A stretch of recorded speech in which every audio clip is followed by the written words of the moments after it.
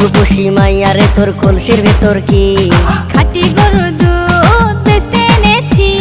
দে না একটু খাই, দামটা আগে চাই, আর দে না একটু খাই। দামটা আগে চাই, তোদের মতো ভিড় খাওয়াদের চেনে রেখেছি।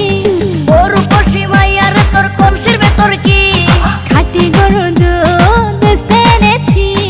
ও রূপসী মাইয়ারে তোর কলসির ভেতর কি খাঁটি গরুর দুধ বেচতে এনেছি।